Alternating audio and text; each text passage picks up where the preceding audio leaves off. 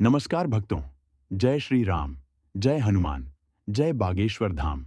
सरकार की भक्तों, वास्तुशास्त्र के अनुसार घर में धन दौलत और सुख समृद्धि लाने के लिए हमारे पूजा घर में इन तीन चीजों का होना बहुत ही जरूरी होता है। वास्तुशास्त्र के अनुसार यह तीन चीजें बहुत ही पवित्र मानी जाती हैं। इन तीन चीजों को पूजा घर में रखने से सकारात्मक ऊर्जा उत्पन्न होती है और इसी कारण से घर में सुख शांति सदैव बनी रहती है और परिवार के सदस्यों को हर कार्य में सफलता मिलती है। भक्तों, हमारी भारतीय संस्कृति में छोटी या बड़ी किसी भी तरह की पूजा को करने के कुछ निश्चित नियम निर्धारित किए गए हैं और इन नियमों का पालन करते हुए ही हमें पूजा पाठ करना चाहिए, क्योंकि तभी हमारी पूजा का कोई अर्थ होता है और हमारी आराधना का हमें फल भी मिलता है। कई बार हम पूरी श्रद्धा और भक्ति से पूजा पाठ तो करते हैं, लेकिन फिर भी हमारी मनोकामना पूरी नहीं होती है। हमारे कष्टों का निवारण भी नहीं हो पाता है और हमें मानसिक शांति भी नहीं मिलती है। ऐसा क्यों होता है? इसके पीछे वास्तु दोष कारणभूत हो सकता है और इन वास्तु दोषों को दूर करने के लिए हमें वास्तुशास्त्र में बताए गए कुछ उपाय अवश्य ही करने चाहिए। हमारे शास्त्रों में जितनी भी पूजन सामग्री बताई गई है, उनमें सभी वस्तुओं की अपनी एक विशेषता और महत्व होता है। चाहे वह कुमकुम हो, रोली हो, चावल हो, कपूर हो या फिर धूप दीप और नैवेद्य इत्यादि हो। जब भी हम विधि विधान से पूजा पाठ करते हैं तो इन सभी पूजा सामग्रियों का उपयोग करने का एक विशिष्ट क्रम निर्धारित होता है और उसी क्रम का पालन हमें करना चाहिए। तो चलिए जान लेते हैं वास्तुशास्त्र में बताई गई कुछ ऐसी महत्वपूर्ण बातें जो हमें पूजा घर में अवश्य ध्यान में रखनी चाहिए।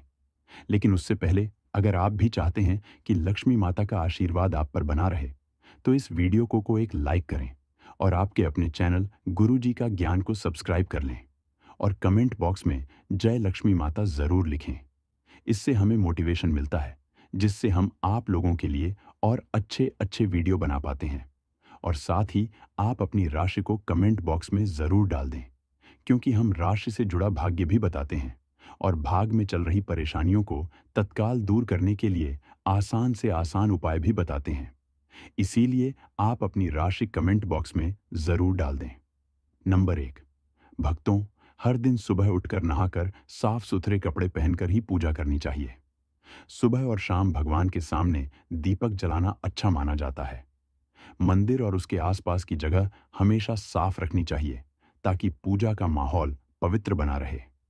भगवान की मूर्ति या तस्वीर को प्यार से स्नान कराकर उन पर कुमकुम का तिलक लगाएं और फूल अर्पित करें। हर घर में पूजा की अपनी परंपराएं होती है, इसलिए अपने घर के नियमों के अनुसार ही पूजा करें, लेकिन इसे एक सही क्रम में करने से पूजा का महत्व और बढ़ जाता है। नंबर 2, भक्तों, जब भी आप पूजा करें तो सबसे पहले इस बात का ध्यान रखें कि घर में मंदिर सही दिशा में हो। मंदिर के लिए सबसे अच्छी जगह ईशान कोण यानी उत्तर पूर्व दिशा मानी जाती है। अगर आपका मंदिर इस दिशा में होगा तो आपकी पूजा का पूरा फल मिलेगा और सकारात्मक ऊर्जा भी रहेगी। सही दिशा में पूजा करने से घर में सुख समृद्धि और शांति आती है। इसलिए जब भी मंदिर बनवाएं या पूजा की जगह तय करें तो इसे उत्तर पूर्व दिशा में ही रखने की कोशिश करें, ताकि आपकी श्रद्धा और भक्ति का पूरा असर हो। नंबर 3, भक्तों, पूजा घर में कौन कौन सी मूर्तियां रखनी चाहिए, इसका ध्यान रखना बहुत जरूरी होता है। कुछ मूर्तियां ऐसी होती हैं जिन्हें घर के मंदिर में नहीं रखना चाहिए, जैसे भैरव, शनिदेव, नटराज और माता काली की मूर्तियां। यह देवता पूजनीय तो हैं, लेकिन इनकी पूजा विशेष विधि से की जाती है, इसलिए इन्हें घर के मंदिर में नहीं रखना चाहिए। इसके अलावा किसी भी देवता की खड़ी मूर्ति या क्रोध में दिखने वाली मूर्ति घर के मंदिर में नहीं होनी चाहिए। इससे पूजा घर का माहौल उग्र हो सकता है और सकारात्मक ऊर्जा नकारात्मक ऊर्जा में बदल सकती है, जिससे परिवार में अशांति और कलह का माहौल हल बन सकता है। इसलिए पूजा घर में हमेशा शांत और सौम्य स्वरूप वाली मूर्तियां ही रखें, ताकि घर में सुख शांति बनी रहे। नंबर 4, भक्तों, जब भी भगवान को भोग लगाएं तो ध्यान रखें कि उसे पहले से चखना या झूठा करना बिल्कुल सही नहीं होता। भगवान के लिए चढ़ाया गया नैवेद्य शुद्ध और पवित्र होना चाहिए। इसके अलावा पूजा में इस्तेमाल होने वाली चीजों जैसे फूल, धूप, अगरबत्ती या कोई अन्य सामग्री को सूंघना भी ठीक नहीं माना जाता। ऐसा करने से वह शुद्ध नहीं रहती और पूजा का सही फल नहीं मिलता। शास्त्रों में इसे अनुचित माना गया है। इसलिए हमेशा इन बातों का ध्यान रखें ताकि आपकी पूजा पूरी श्रद्धा और विधि विधान से हो सके। आइए जानते हैं हमारे पूजा घर में कौन सी 3 चीजें अवश्य होनी चाहिए। लेकिन उससे पहले अगर आप भी चाहते हैं कि लक्ष्मी माता का आशीर्वाद आप पर बना रहे, तो इस वीडियो को एक लाइक करें और आपके अपने चैनल गुरुजी का ज्ञान को सब्सक्राइब कर लें और कमेंट बॉक्स में जय लक्ष्मी माता जरूर लिखें। इससे हमें मोटिवेशन मिलता है, जिससे हम आप लोगों के लिए और अच्छे अच्छे वीडियो बना पाते हैं। और साथ ही आप अपनी राशि को कमेंट बॉक्स में जरूर डाल दें, क्योंकि हम राशि से जुड़ा भाग्य भी बताते हैं और भाग में चल रही परेशानियों को तत्काल दूर करने के लिए आसान से आसान उपाय भी बताते हैं। इसलिए आप अपनी राशि कमेंट बॉक्स में जरूर डाल दें। नंबर 1, भक्तों कलश शास्त्र में कलश को पूर्णता का प्रतीक माना गया है। चाहे वह सत्यनारायण की पूजा हो, दीपावली नवरात्रि का पर्व हो या फिर किसी प्रकार का उत्सव तथा मांगलिक कार्य हो, कलश की स्थापना किए बिना सब अधूरा माना गया है। पूजा में कलश का उपयोग देवताओं का आवाहन करने के लिए किया जाता है। ईश्वर के सामने तांबे के कलश में पानी भरकर रखना इतना शुभ होता है कि यदि हम अपनी रोज की पूजा करते समय भगवान के सामने तांबे के कलश में पानी भरकर रखें, तो उसका चमत्कारी प्रभाव हमें अवश्य देखने को मिलता है। इसलिए मुख्य रूप से तांबे के कलश का उपयोग करें। कलश पर कुमकुम से स्वास्तिक चिन्ह बनाकर उस पर चावल चिपकाए और रोली बांधे। फिर कलश में शुद्ध पानी भरकर उसमें थोड़ा सा गंगाजल मिला लें। कलश को भगवान के दाएं ओर रखें। फिर भगवान की पूजा करते समय कलश की पूजा करें। फिर पूरे मन से भगवान के साथ साथ कलश को भी नमस्कार करें। सभी पवित्र नदियों का आवाहन करें। यह कलश और इसमें भरा हुआ पानी दूसरे दिन की पूजा तक ऐसा ही रहने दें। फिर पूजा घर में छिड़क कर बचा हुआ पानी तुलसी क्यारी में डाल दें। ऐसा करने से इस अभिमंत्रित जल से निकलने वाली सकारात्मक ऊर्जा घर के वातावरण को पवित्र बनाती है और संपूर्ण घर में अद्भुत शांति का एहसास होता है। शास्त्र में कलश को सुख और समृद्धि का भी प्रतीक माना गया है। जिस प्रकार जल ही जीवन है और कलश में हम जो जल भरकर रखते हैं, उसकी पूजा करने से हमारा घर और आसपास का वातावरण जीवन से भरपूर और सुख समृद्धि से भरा हुआ रहना चाहिए। नंबर 2, गंगा जल को हमारे शास्त्रों में बहुत ही पवित्र और शक्तिशाली माना गया है। कहा जाता है कि गंगा नदी में स्नान करने से सभी पाप नष्ट हो जाते हैं और शरीर की सभी व्याधियों दूर होती है। इसी वजह से पूजा घर में गंगा जल का होना बहुत जरूरी माना जाता है। अगर आप अपने मंदिर में गंगा जल रखते हैं, तो इससे वहां की शुद्धता बनी रहती है और पूजा का संपूर्ण फल मिलता है। सबसे अच्छा तरीका यह है कि आप एक छोटे तांबे के पात्र में गंगा जल भरकर मंदिर में रखें। इससे वातावरण सकारात्मक बना रहेगा और ईश्वर की कृपा बनी रहेगी।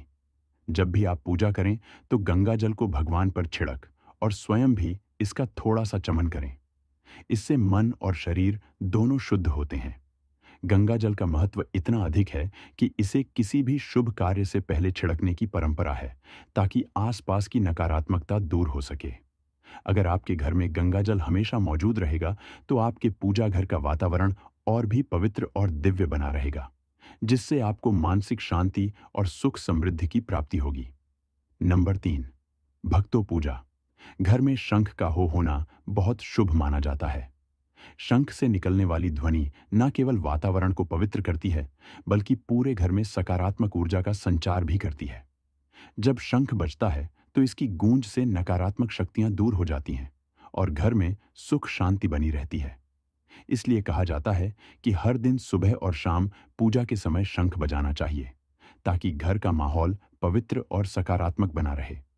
शास्त्रों में भी शंख को बहुत महत्वपूर्ण माना गया है। इसे देवी देवताओं का प्रिय माना जाता है और भगवान विष्णु तो हमेशा अपने हाथ में शंख धारण किए रहते हैं। शंख की ध्वनि इतनी शक्तिशाली होती है कि यह मनुष्य के मन से सभी प्रकार के पाप दोष और नकारात्मक विचारों को दूर कर देती है। इसे सुनने से मन में शांति और श्रद्धा की भावना उत्पन्न होती है, जिससे व्यक्ति सही मार्ग पर चलता है और सफलता की ओर बढ़ता है। अगर आपके घर के मंदिर में शंख नहीं है, तो आपको इसे जरूर रखना चाहिए और रोजाना पूजा के समय शंख बजाना चाहिए।